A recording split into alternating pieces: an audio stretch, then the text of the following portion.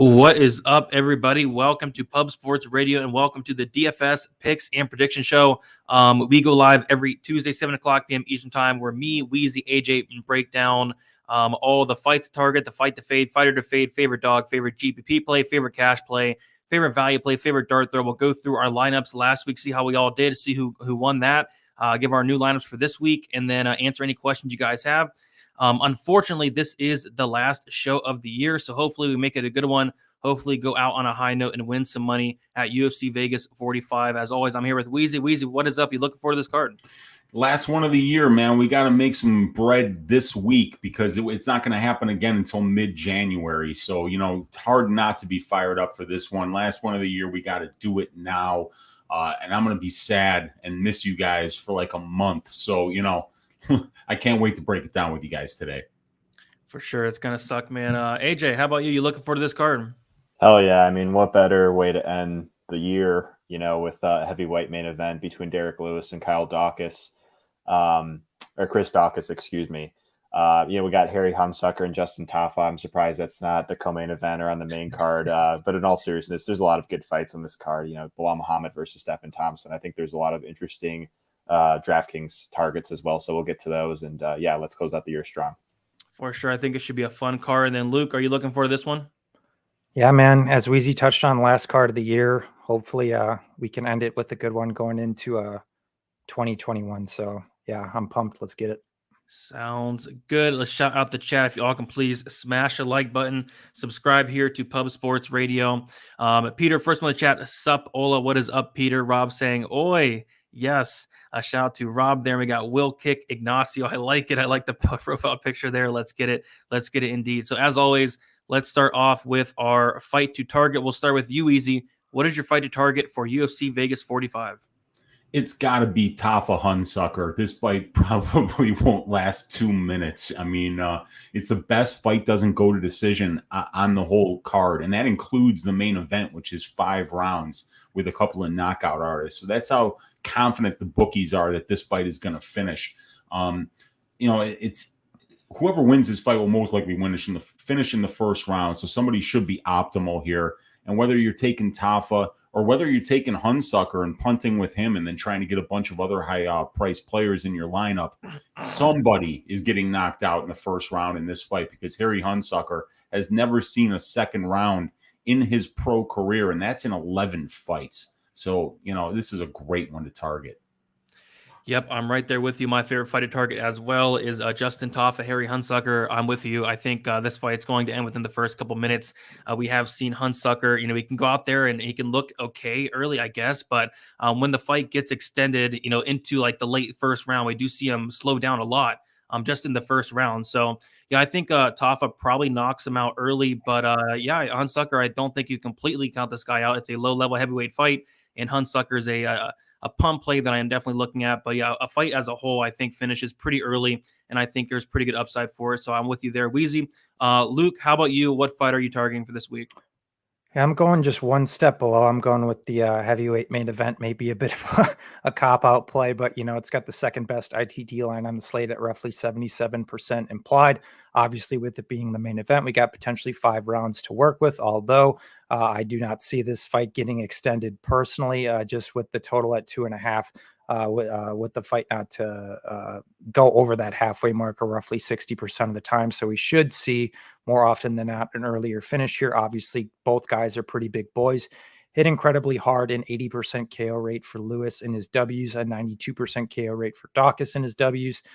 Lewis has been also finished in 75% of his losses, with Daukaus being finished in 66% of his losses. Stylistically, I do think Daukaus has speed advantages in this fight. He's the more technical boxer. He will target that body, which is something nice to see, considering that Derrick Lewis has been susceptible there in the past. But it also does really need to be noted that this is a pretty big step up for Daukaus at the same time. Despite Lewis, not pushing a particularly high work rate, it only really takes one shot with him. So I'd be shocked if this fight hits the cards. I'd be pretty surprised if it even got past that halfway mark.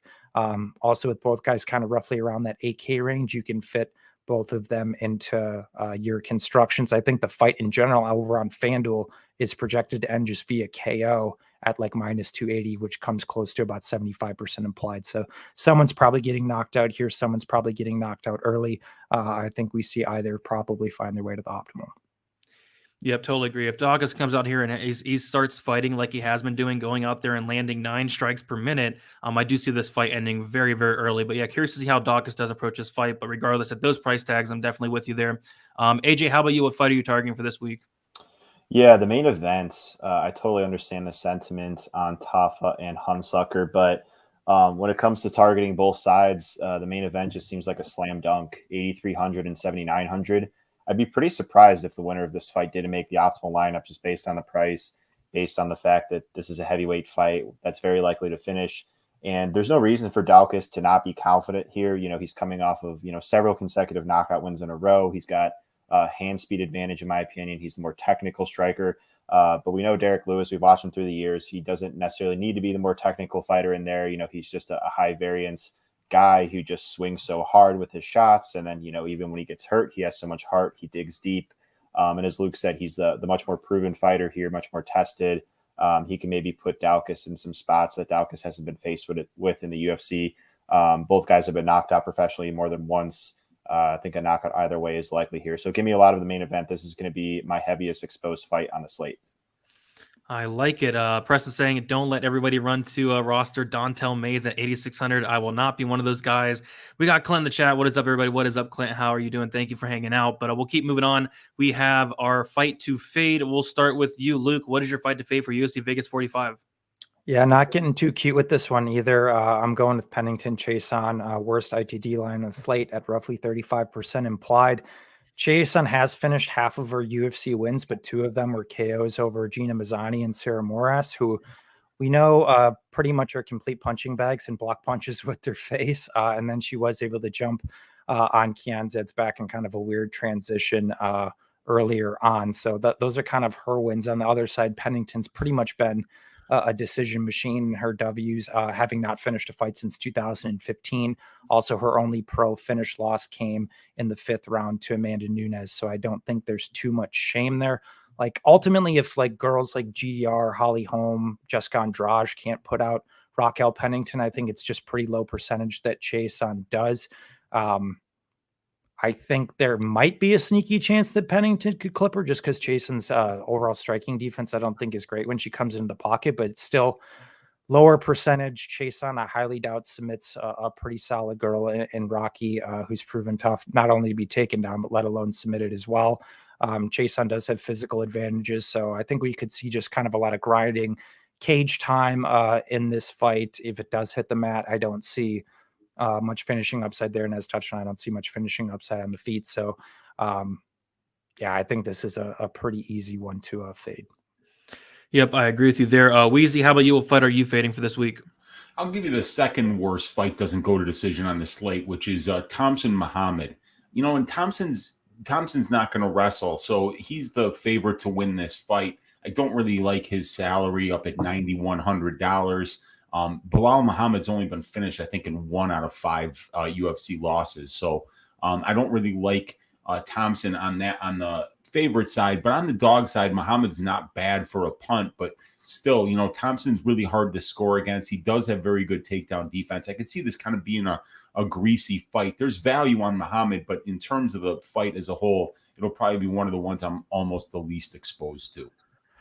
Yep, looks like we agree again. I'm with you there as well. Looks like it's a fight doesn't go as plus 180. Yeah, so not a great inside the distance line. I kind of expect Thompson to, be able to stay on the outside, stuff takedown, to kind of pick apart Muhammad and win a decision. If anything, it would be some Muhammad at 7,100. Maybe he can get takedowns here, but even then, I don't really see a finish on either side. So yeah, definitely gonna be a pass there for me. AJ, how about you? What fight are you gonna fade this week? It's going to be Muhammad and Thompson because I do expect that to get some love. It's the co-main event. The average fan is going to be more familiar with their name. Stephen Thompson, the former title contender. Belal Muhammad has obviously been an entertaining follow on Twitter as well as just in the octagon. I know that, both fighters have mainly just been to the scorecards a lot recently, and I tend to think that that's going to be the case here. The odds suggest that it goes 3 rounds. Thompson is reasonably dangerous on the feet, but Muhammad's really, really tough. He's only been knocked out once to a heavy-handed Luque. So And even if Thompson gets the knockout, I tend to think that he would need to do so in rounds 1 or 2. I suppose he could have like a Luque type fight where he's just landing at will. I don't really see it as much, though. I think that Thompson, there's definitely times where he's a bit low output. Just his last fight against Gilbert Burns, I don't think he'll want to open up as much against Muhammad, who will try and ground him. So I do think that Thompson wins this fight. I think he should be the favorite, but as Weezy pointed out, 9,100 is a steep price tag to pay for a guy that's 9,100. Probably going to be somewhat popular based on his reputation. Even Muhammad at 71, I don't think it's a great style matchup for him. There's other underdogs I think have more upside in win scenarios and have better chances to win per the betting odds.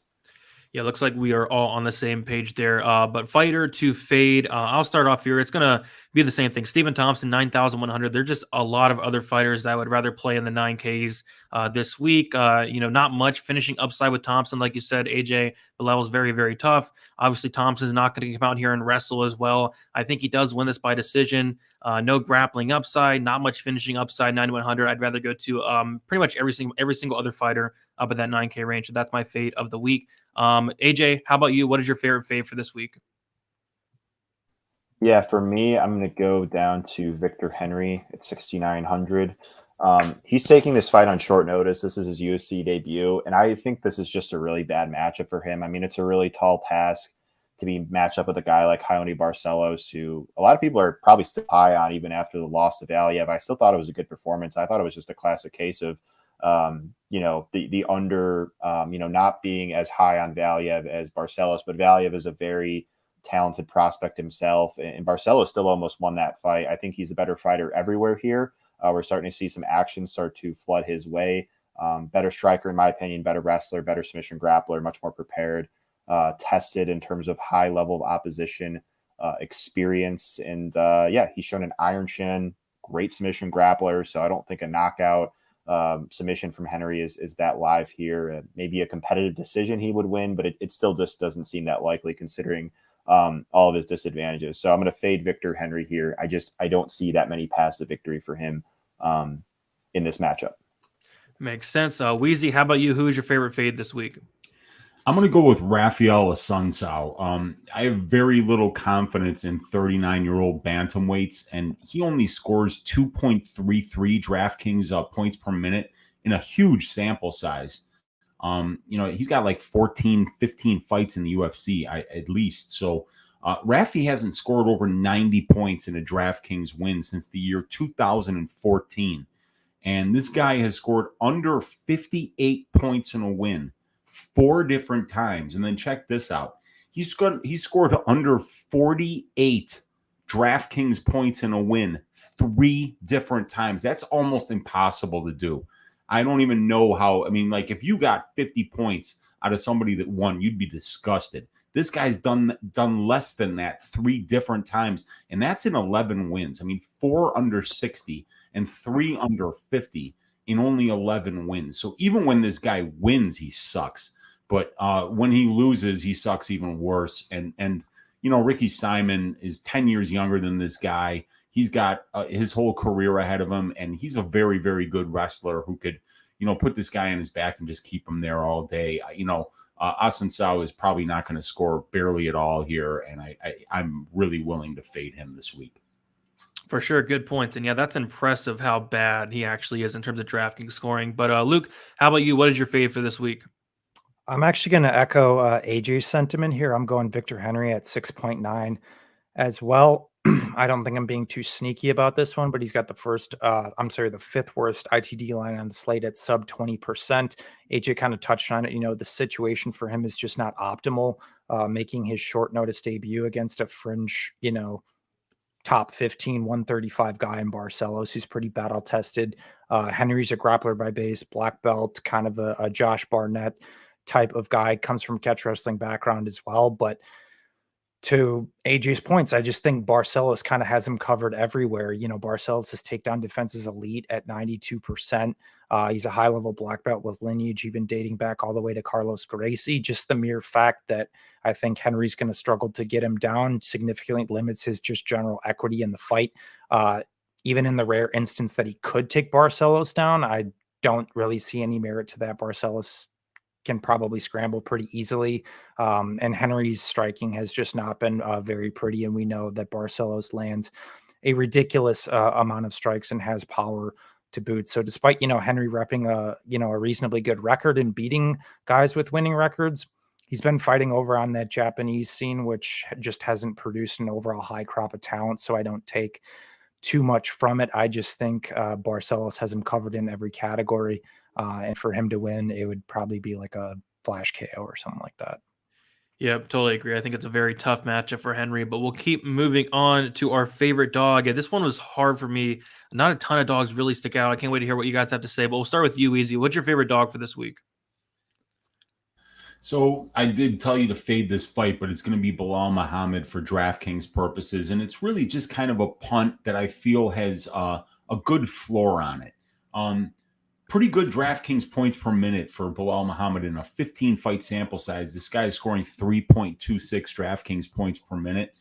He's only 7,100, and he's only been finished once in his UFC career. So the likelihood of him going the full 3 rounds here at 3 rounds, 15 minutes at 3.26 points a minute, it's going to be almost 50 points. So that's not too bad.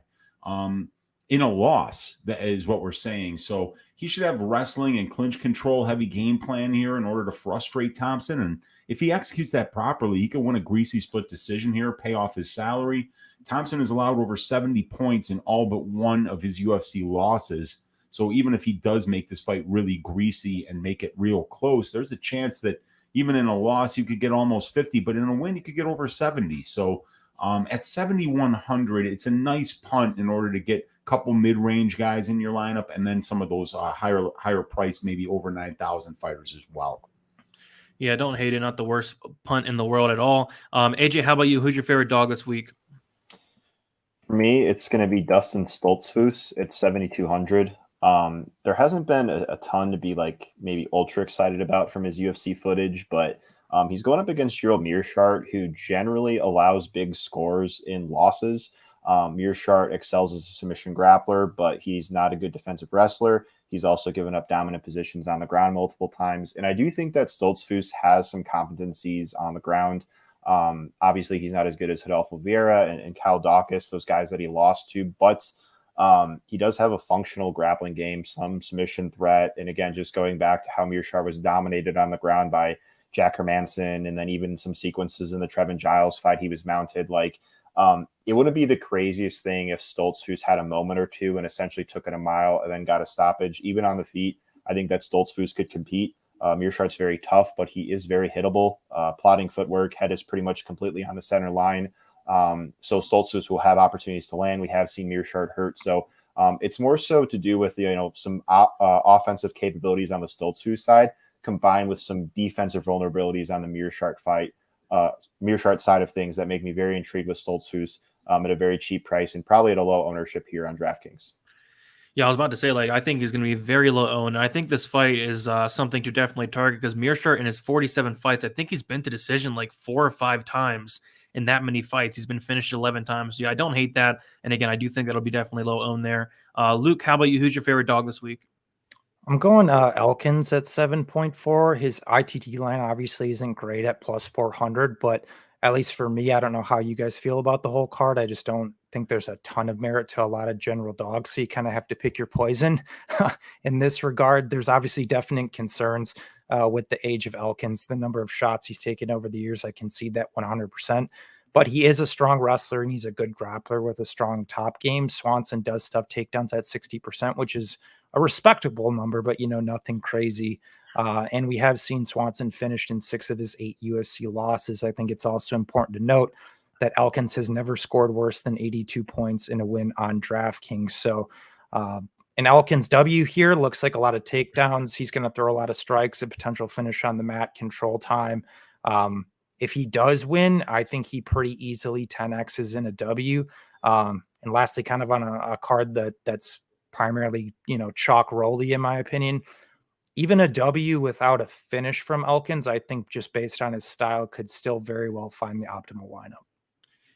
Yeah, I totally agree. I went with Elkins as well, and I'm actually picking him to lose. But like you said, there's like not a ton of dogs that stick out this week. So yeah, I think Elkins is definitely interesting, especially considering his price tag is 7,400. He's going to go out there. He's going to wrestle. He's going to try to get takedowns. Like you said, Swanson 60% takedown defense. Swanson has been finished 9 times. So yeah, I went with Elkins. I don't feel great about it. I'm personally picking him to lose, but if he does win, I think there's actually a decent chance he scores very, very well. So that is my favorite dog. But again, not a ton of dogs stick out this week. But let's go to our favorite GPP play. I'll kick this one off. I'm going to go with Chris Daukaus, 8,300. I'm not sure what I'm going to do with cash yet. It's going to be terrifying if I do decide to put Daukaus in my cash lineup because of Derrick Lewis, but I just think he's the much better fighter in this fight. But as we know, sometimes being the better fighter doesn't always lead to wins, and it is only going to take one big shot from Lewis. But you have Daukaus, he's going to throw a ton more volume. He's the younger guy. As long as he does not get caught, I think he puts up a very, very big score on Derrick Lewis. On top of that, it looks like he does not like being hit. Derrick Lewis has also been finished, I think, like 4 or 5 times in the UFC. So I'm going to take Daukaus as the GPP play, but I'll definitely have my fair share of Lewis. Weezy, how about you? Who's your favorite GPP play? I'm going to go with Justin Tafa. He's the best inside the distance line and first round prop on the card by a mile. Hunsucker has never once in 11 pro fights seen the second round, much less the third. It's one of those a layup for a high upside play against an opponent who is allowing 119.43 DraftKings points per loss in Hunsucker. So yeah, talk about high upside. Talk about like a major crazy, implied probability to finish this one inside the distance, almost 63, 64% for Tafa here. So it's an easy, high upside GPP play here. Yep, I totally agree. I'm with you there. Luke, how about you? What's your favorite GPP play? Yeah, I think the number one choice is obviously Tafa. Weezy recommended it, best ITD line on the slate, best round 1 prop on the slate, but he is pricey. I think a lot of people are going to have him. So I'll throw maybe a bit of a curveball here, but I'm going to Sijara Eubanks at 8.7K. Her opponent Gatto is clearly leveled up in her time away. That was kind of the big question going into the Leonardo fight in her debut. But I think it's also very important to note that Victoria Leonardo is very likely not a UFC caliber fighter in my eyes and probably many others, and just in general is a punching bag. So despite Gatto's impressive performance in her debut, I think there's a lot of context that needs to be said there. I like Eubanks in GPPs because she has an okay distance line at like roughly 30%, but she's also a very strong wrestler, a black belt in jiu-jitsu. She's a good boxer who's also high output. If you told me this was going to be a range 15-minute kickboxing match, would I be probably recommending Eubanks here? Maybe not, but that's traditionally not the case. She's pretty consistent to land takedowns. It's been a big factor in all of her wins as well. And I don't think Eubanks is going to have much issue taking Gatto down. Gatto has pulled guard, has accepted guard, and will play guard. And despite her having an aggressive guard, I would be very shocked if she was able to guard sub Sijara Eubanks. I like Eubanks to get some top time here, rack up some control, a good amount of strikes, non-significant strikes. She's very live for a finish on the ground. We got black belt versus purple belt.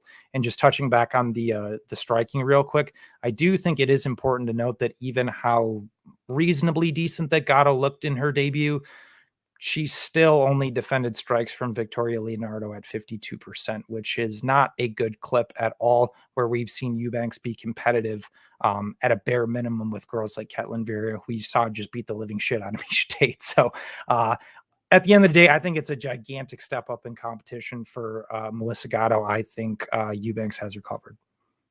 Yeah, sounds good. I do think Eubanks will be a very nice GPP play. Looks like a lot of love is coming in on Gatto. Curious to see where that line goes, but yeah, could get Eubanks a very low owned, and I definitely agree with all your points there. AJ, how about you? Who's your favorite GPP play this week?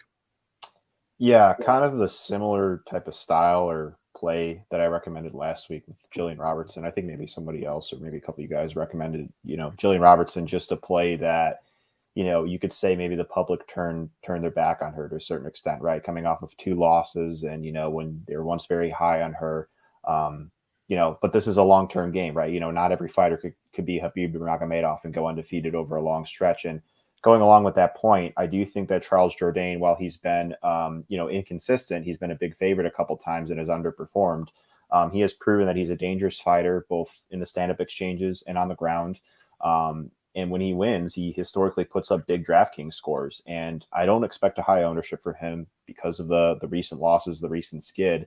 But he has a reasonable chance to finish this fight per the betting odds. I'm looking here, plus 145 on 5 dimes. And an interesting stat about Ewell in the UFC. In his losses, he's either gotten knocked down or knocked out. So that's an interesting angle on the Jourdain side, who's clearly shown power, has several knockdowns in the UFC. He's actually got 6 knockdowns in 6 UFC fights. So the guys clearly have power. Not a good wrestler, but he's a much better submission grappler than Ewell. We've seen Ewell struggle on the mat more than once. And if this fight goes to the ground, I'd have to favor Jourdain. So Jourdain's a guy, he's just a pure GPP play, right? Like, I'm not expecting him to go out there and justify his line, but what he is a dangerous fighter going up against a fighter who's very hurtable, gives up big DraftKings scores in losses at times, and can win this fight on the ground or on the feet, and put up a big score at a lower ownership. Yeah, he's definitely somebody we have to look out for. I mean, he has a 100% finish rate, and like you mentioned, Ewell has been finished quite a few times. Looks like he's been finished 5 times, 2 by knockout, 3 by sub. So yeah, definitely with you on that one. Let's keep moving on to our favorite cash play. We'll start with you, Weezy. What do you like for cash here? I'm going to say Gerald Meerschaert, actually, because he's got the second best inside the distance line on the slate, yet the 6th highest salary. There's a lot of value there, and Gerald has finished 31 of his 33 pro wins and all 8 of his UFC wins. So the guy is absolutely a finisher. I don't think Dustin is on Gerald's level, maybe on striking, but not really on the grappling. Gerald just... he finds submissions from pretty much everywhere and is very dangerous there. And the other thing I wanted to mention about Meerschaert, and I don't know if this is a messed up line, but his first round prop is plus 200. And that's absurd. So I couldn't ignore that when taking into account that I wanted a cash play with a good first round prop, a good inside the distance prop. And for some reason, Meerschaert seemed like they have no value whatsoever. I don't know who's pricing plus 200 for Meerschaert round 1, but I don't see it. But because of that, I really do have to, I can't ignore the fact that this guy is going to be underpriced at 9,000 with a 33% implied probability on a first round finish. Yeah, you mentioned that to me. That's definitely nuts. But yeah, Meerschaert does have like a 94% finish rate. So he's another guy that I do like as well. That 9K range is pretty stacked. AJ, how about you? Who is your favorite cash play this week? Yeah, can I actually go with Raoni Barcelos at 9,300? He's just, going off the point with the Henry, he's better than him everywhere. I feel Barcelos is just the most, convicted play that I have on the card because of his advantages. He's taking a UFC debutant on short notice, and Henry's tough. He's got a lot of experience, but I think that Barcelos is just levels above him. He has the potential to go out there, land takedowns or in control time, a reasonable chance to finish per the betting odds. We know he's got heavy hands. He's aggressive. And I love him here. Again, he's just one of those guys, unlike Tafa, who I think is fine in GPPs, but is very knockout reliant for a big score. Barcelos has proven that he doesn't necessarily need a knockout for a big score because he's just such a well-rounded fighter who's very dangerous everywhere. So I want to take advantage on Barcelos and hope that he bounces back in the win column. Sounds good. I'm going with somebody different. I'm going to go with Ricky Simón. Like you mentioned, Weezy, I mean, he's going against a 39-year-old bantamweight that has not won, I think, like over 3 years. He's on a 3-fight skid. And when you take a look at Ricky Simón, what he's going to do is wrestle. He averages nearly 7 takedowns just about per 15 minutes, over a 50% takedown accuracy, very good wrestling. Assunção on paper has very good takedown defense, but you kind of look through his record, he's not really fighting a ton of guys that is going to want to take him down. But yeah, Ricky Simón in his wins, 98, 131, 107, 101, 89, 121, and his worst win was against Merab Dvalishvili in a fight that he was probably on his way to losing until he got that technical submission at the end of the fight there. So yeah, I really like Ricky Simón. I think it's a good spot for him. 9,200, I think he scores pretty well in a win. I think he's pretty safe as well. Luke, how about you? What's your favorite cash play? Yeah, I'm kind of piggybacking right off AJ again with my fade on Henry as he had as well. I'm going Barcelos at 9.3. I'm not going to rehash kind of everything I said before, but I think it's a levels fight, short notice. It's not good for Henry. He's KO reliant to AJ's point in terms of Tafa at 9.4. I like him in GPPs. Don't really like him in cash necessarily because we have seen a lot of disconcerting things on the ground, even in some of this larger upper 9K range. I largely like all of those fighters to win, obviously, but I think in terms of general safety, who can also put up a good score, we've also seen a lot of money come in on Barcelos inside the distance, which is creeping towards that 50%. So you got general safety, you got finish upside. Even a guy in a decision can score very, very well in his biggest step down in competition in 6 years. I love Barcelos in cash. Sounds good to me. What is up, Big Show? How you doing? We'll keep moving on. We have our favorite value play. We'll start with you, AJ. Who you liking for some value this week? Yeah, a little bit off the board. I'm actually going to go with Sijara Eubanks. I consider her a value not necessarily because of the odds. I think it's just her upside in a win scenario. I believe it was Luke that brought up, Gatto has historically been a fighter that plays guard on the regional scene. She looked better than ever, in that UFC debut. She showed good hand speed. She was in great shape, pushed the tempo, which she didn't really show to do on the regionals, but she still showed that same tendency of, getting put on the ground. She got reversed a couple times by Leonardo, got controlled for a little bit, and then it was Leonardo who kind of disengaged and let Gatto up. I don't think that Eubanks will disengage if granted that same opportunity. Eubanks is very credentialed in terms of submission grappling pedigree. A physical fighter, a fighter that had previously fought at 135 pounds, a better technical wrestler, in my opinion, as well. It can even have some success on the feet. So there's always the age statistic. Gatto is much younger than Eubanks. Again, the upside, she just has more of it as a fighter, just based on the experience and just getting better more rapidly. But I do think that right now Eubanks is a better fighter pretty much everywhere and has potential to even finish this fight, but at the very least, get takedowns, rack up control time. We even saw that fight with Julia Vilia, decision win for Eubanks. She scored very, very well. That's just one example of what she's capable of in a win. So I do consider Sijara Eubanks at a value and a discount at 8,700. Nice, sounds good. Shout out to the general in the chat, and Miles, what is up? How you guys doing? Luke, how about you? What are you looking for some value this week? Yeah, I'm getting dicey here. I'm going Matt Sales at 8K. It's a bit of a cop out in terms of the odds because it's generally pick 'em, but slight dog in terms of DraftKings. Obviously, there's some large risk here given the binary nature of the fight. But it's also binary in nature, and I still see obviously a lot of upside in Sales given kind of right around that evens range. He's obviously struggled on the mat in certain matchups, but it's also against the guys, with strong, wrestling bases in your Kyle Nelsons, in your Bryce Mitchells. I just don't really overtly rate the wrestling of Jordan Levitt. So I don't think there's just some automatic guarantee that he shoots takedowns and gets takedowns here. Even if he does, we did see Sales survive compromising positions against Nelson, who actually is a fellow purple belt, similar to Jordan Levitt if we're looking at meritocratic purposes. But the main credence to Sales here is on the feet. He's the much better striker in the matchup. Levitt has pretty much shown to possess absolutely nothing on the feet. He hasn't been KO'd yet, but I truly believe that it's probably coming. And we obviously know that Sales does hit hard with a 75% KO rate in his W. So I suppose where I part ways with, certain people is that I think the gap in this fight between the two is much wider on the feet than it actually is on the ground, because I have seen Sales be able to survive compromising positions in multiple fights before. So I don't think he's auto sub if this fight hits the mat. If he can stay upright, he is going to beat the living shit out of Jordan Levitt. And I feel pretty confident in saying that. So at 8K, I think he has a ton of upside.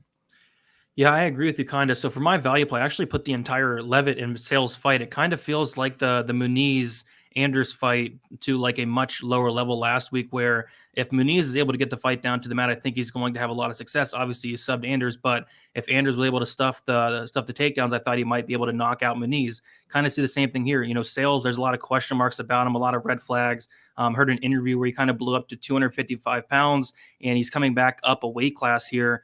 He said he's going back to his normal weight class next fight, but still, that's not something you really like to hear. But yeah, like you said, on the feet, it's going to be Matt Sales all day. It's not even close. This guy's a finisher. I think he's finished like all but one of his fights.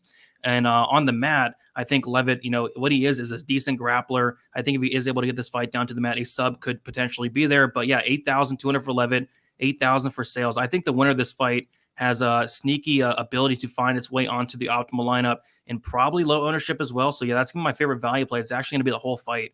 Weezy, how about you? What are you looking at for a value play here? I'm going to go with Chris Daukaus at 8,300. And I mean, it's really just a play off of the salary combined with the inside the distance lines, and the fight doesn't go to decision lines here. So the fight doesn't go to decision is minus 404. So they're saying there's about an over 80% implied probability that this fight doesn't see the scorecards on the aggregate. And Daukaus inside the distance line is the third highest on the slate, but his salary is the 13th highest on the slate. So that's value right there. For a man who's finished 100% of his 4 UFC wins, and Lewis has been finished in all 6 of his UFC losses. So if Daukaus does win this fight, there's a really high chance that it'll be inside the distance and that he'll be optimal at 8,300. Yep, I do like that as well. We'll get to the dart throw before we do so. Everybody in the chat, if you guys can please smash that like button, it's much, much appreciated. This is the last show of the year. Looking to definitely finish strong, and we're going to go to our dart throw here. This should be fun. I wonder if any of us are thinking of the same guy here, but we'll start with you, AJ. Who's your dart throw for this week? I'm probably not thinking along the same lines as I'm going with Raphael Assunção at 7K. There's a lot of concerns, as you guys brought up, and that's ultimately why when we get to the predictions, I'm going to pick Simón. But it's not actually a bad style matchup for Assunção on paper. He's a very defensively sound fighter, both as a striker and as a wrestler. He's also a very good submission grappler. And, again, it happened a couple of years ago, but we have seen an older fighter for Bantamweight come in on a big layoff and knock Ricky Simón out. And I'm referring to that fight with Uriah Faber. So a little bit of narrative there. I'm not saying it's a guaranteed outcome that it happens again, but it has happened. And yeah, I'm just not a big fan of the Simón striking defense. We've also seen him get rocked plenty of times, and not just the Faber fight.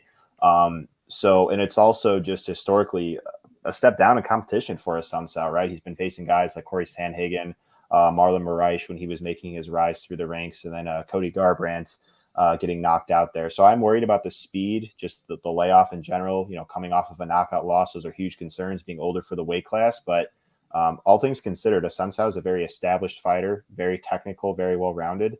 And I wouldn't be surprised if he showed up. And if he does, he can make a competitive fight and even win at 7K. I'm willing to take a dart throw on him in GPPs. Nice. Very interesting dart throw here. I'm going to give an interesting one as well. I'm going to go with my guy, Harry Hunsucker. He's 6,800. I think somebody's getting finished here. I think somebody's getting finished in the first couple minutes here. Hunsucker, I mean, he could potentially be the worst heavyweight in UFC history, but Justin Tafa, I'm just not impressed with the guy. Justin Tafa only has 7 fights, so Hunsucker is going to be more experienced. Hunsucker outside of the UFC has shown some wrestling. He's shown somewhat of a submission game against very low-level guys. Maybe he can kind of implement that, or just even on the feet, he's going to come forward. He's going to throw bombs. His hands are okay in terms of heavyweight there. But yeah, 6,800, I think someone goes to sleep. Why not take a couple shots on Harry Hunsucker at 6,800? Kind of feels like the right Silva fight last week where we knew somebody's getting finished in the first couple minutes. It just so happened to be Wright last week, but Wright did hurt Silva a little bit in that fight. I could potentially see Hunsucker knocking out Tafa. It would not completely shock me, but yeah, Hunsucker, dart throw, 6,800. Weezy, how about you? What are you looking for a dart throw? So I'm going with Jordan Levitt this week. It's the first fight of the night. Levitt loves to grapple, and Matt Sales coming off a knee surgery here. He blew up evidently while he was rehabbing. And if that knee doesn't hold up well here, Levitt could pile up takedowns and spam submission attempts. I think he'll be low owned, but it's a sneaky high inside the distance prop right now for Jordan Levitt. This is weird. He's got the 5th highest inside the distance prop on the aggregate right now on the entire card. And, so that's, and he's got the 14th highest salary. So he's scoring 4.08 Draftkings points per minute.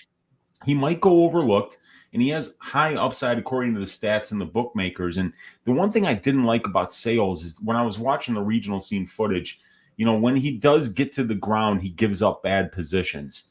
But he does have good takedown defense on the feet. So I don't know if Levitt's gonna be able to get him down. But what I think Levitt will do is either try to take his back standing or he'll pull guard. I think he's gonna do what he needs to do to get this fight into control time positions. And Levitt has spent over 80% of his UFC career in control time positions. So he fights the way that you would want to see somebody of his skill set fights. Sales fought his entire career at 145 pounds, and he was a small featherweight. Now he's moving up to 155, coming off the long layoff, coming off the knee surgery, and supposedly is not looking that good right now. So I think Levitt's got some really sneaky value right here, and he might be low owned at only 8,000, I think. Fifth highest inside the distance prop. So that's going to be my dart throw. I like it. Yeah, like I said, I think that whole fight as a whole is very, very sneaky at that price tag. Luke, how about you? Who's your favorite dart throw this week? So bring out your Simpsons gifts, pitchforks, all that stuff. I'm actually going Angela Hill at 6.7. And I'm saying it as more of a cash game salary saver than a GPP recommendation per se. Obviously, Lemos is the most expensive fighter on the slate at 9.5. And because of Hill's incredibly low inside the distance line, we're probably going to see a decent amount of Lemos in cash. We're obviously going to see a lot of her in GPPs. But my reasoning here is Lemos is obviously a very big girl at 115. She's shown significant power components and may be the real deal, but her UFC strength of comp has been incredibly low, going from a Montserrat Ruiz to an Angela Hill, who's been a perennial top 15 girl over the years, is completely night and day. So I more so pose the question that what happens if Lemos doesn't nuke her early? Because when we did see her fight extended against Mizuki, the range exchanges were somewhat competitive. It was just that the bigger shots, were coming from Lemos, but, the overall distance striking was competitive. And, she was huffing and puffing a little bit in the end of that fight. So a girl, Angela Hill, is going to come forward and throw a ton of strikes. I think that's interesting. And I also think it's interesting that Angela Hill's never been KO'd in her 18 UFC fights and has fought some bigger hitters, specifically noting Jessica Andrade. Jessica Andrade could not knock out Angela Hill.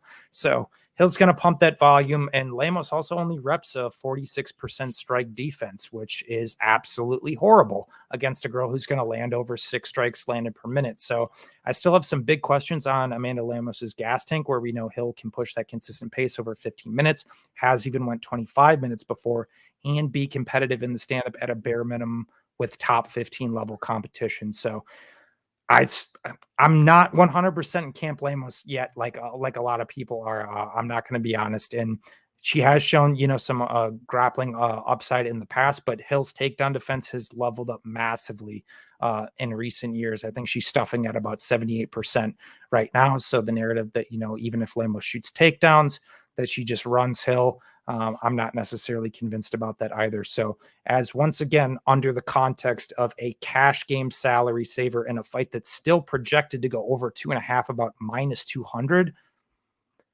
you can pay up to a ton of other fighters. If you are on the side that you think Angela Hill can survive this fight, she can score 50 points, even in a decision loss at 6.7K. So that's kind of how I'm looking at it this week.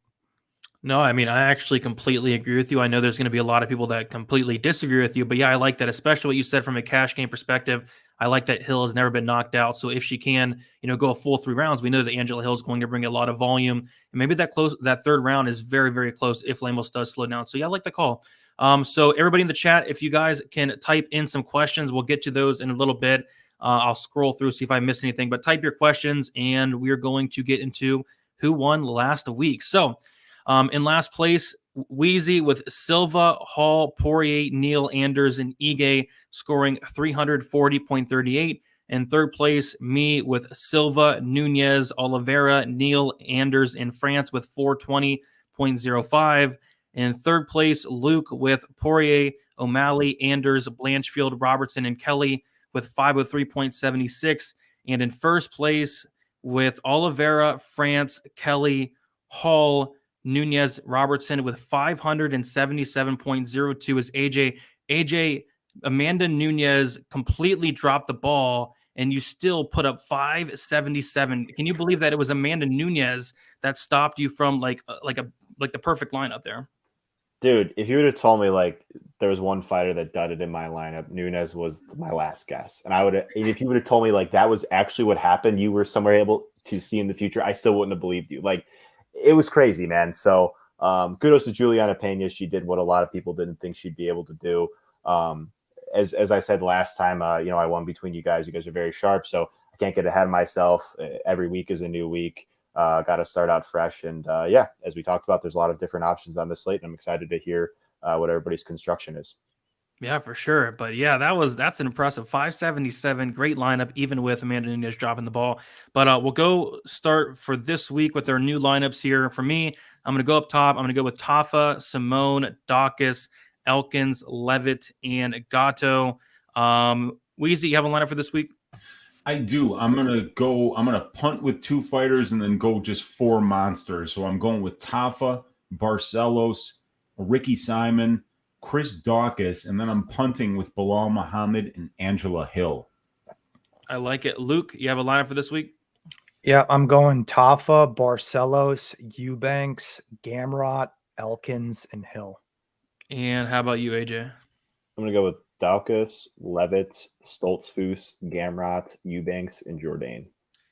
Sounds good. Let's answer some questions. We haven't really talked about this fight. We all on the Gamrot train. We'll start with you, Luke. Are you on Gamrot or are you on the Ferreira side?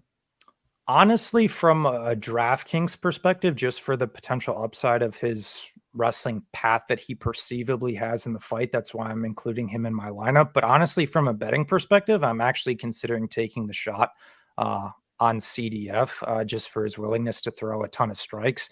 Obviously a high-level black belt, and I'm not 100% convinced that Gamrot is, the caliber wrestler of a Beneil Dariush or a Gregor Gillespie. I still think there's some questions there. I like Gamrot in general, but I'm not 100% there yet, and CDF could be getting a bit disrespected this week. Yeah, I agree. I think it's a solid spot for Gamrot here, but I don't want to completely count out Ferreira yet. He is getting up there in age of 36 years old. But Weezy, any thoughts on that fight? You on Gamrot? You on Ferreira? What do you like in there? I'm on Gamrot so far. I still need to watch just a little bit of tape, but I do like this guy Gamrot's really putting it all together really well right now. And if I look at my spreadsheet here, I like the fact that Mateusz is 6 years younger. That's a big deal to me. And the 65% striking defense that Gamrot has shown thus far, the fact that Gamrot has shot 23 takedowns in only 3 fights. He does everything that I like to see a fighter do in order to make me feel safe when I'm betting on him. And Ferreira's getting up there, but he's obviously fought the much better level of competition. So it's hard to jump on either one in terms of a betting line, but in terms of just picking who's going to win the fight, I'm leaning Gamrot. AJ, how about you? And then also, is 8.5 too high of a price, you think, for Gamrot? To answer the latter, no, I don't think so. Just based from an overall activity standpoint, as Weezy pointed out, he'll throw a lot of significant strikes. He'll attempt a lot of takedowns. And CDF has been taken down. CDF isn't the greatest athlete, as Weezy mentioned. He's at 36, hittable on the feet. There's definitely enough potential for Gamrot to where I could see him exceeding that price. And he also has some odds value. He's minus 190 and he's 85. That's pretty decent. In terms of him just overall, he's impressed me so far. He's been getting matched really well, and I do think that this is a matchup that he should win.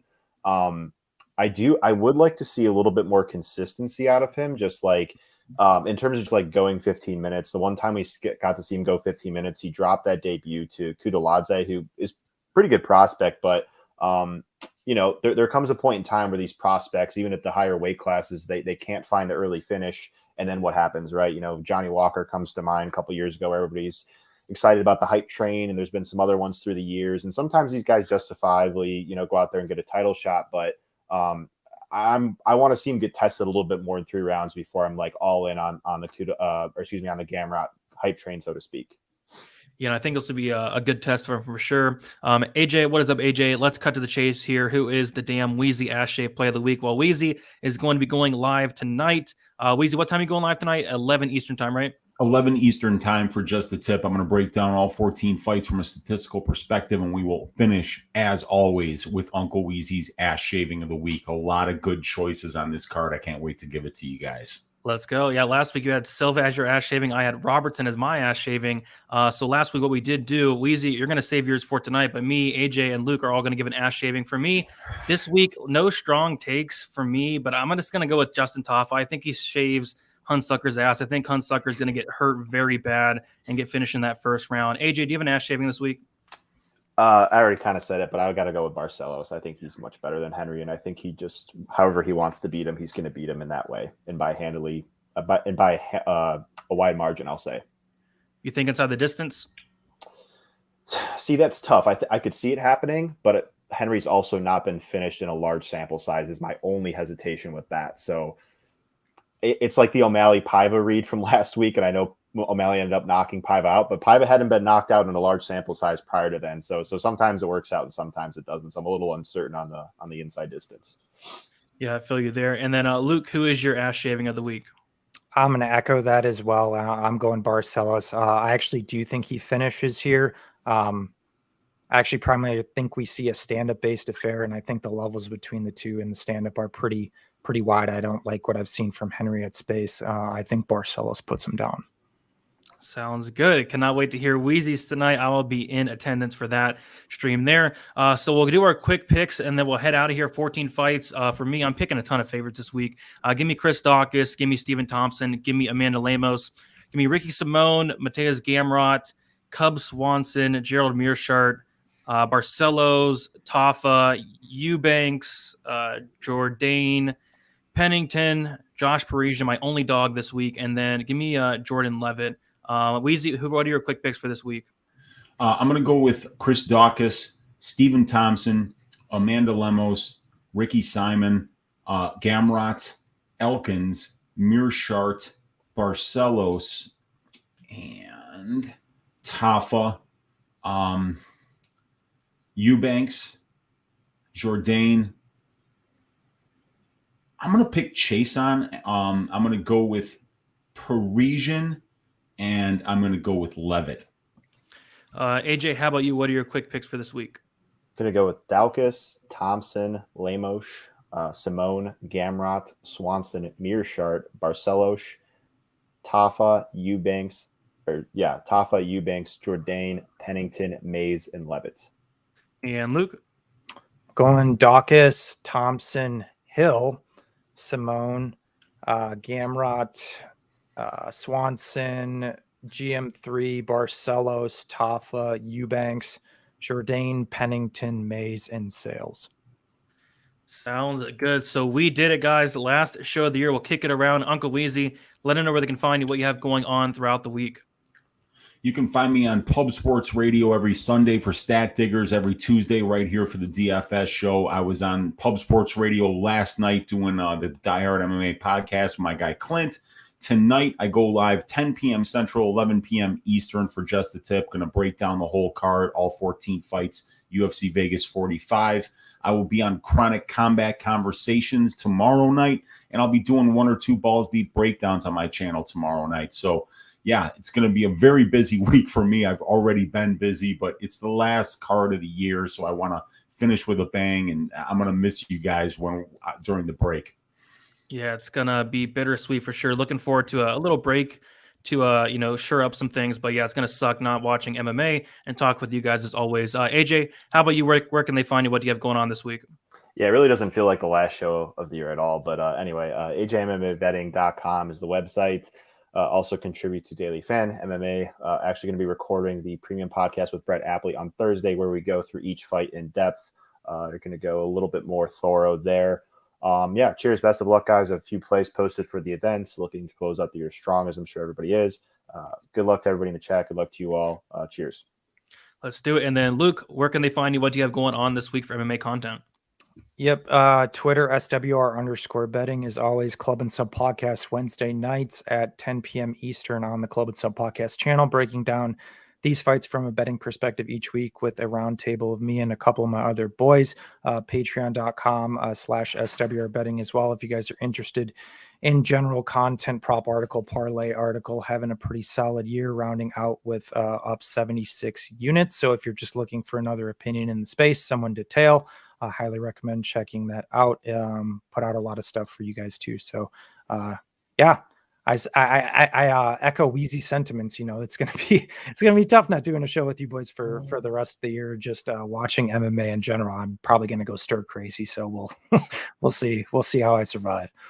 Yeah, I mean, I feel like a couple days everything's gonna be okay, but once that first week hits, it's gonna be like, oh, I miss UFC so much. But yeah, you can follow me on Twitter, DFS_numbers, Instagram, DFS by the numbers. My full card breakdown prediction video will be out sometime tomorrow. You can catch me on Pub Sports Radio as always, 4 to 5 times a week. I am going to be doing a special stream on my channel on Friday, and try to bring a couple guys on Friday, go through the card, kind of combine the best bet live stream into the Friday show I do.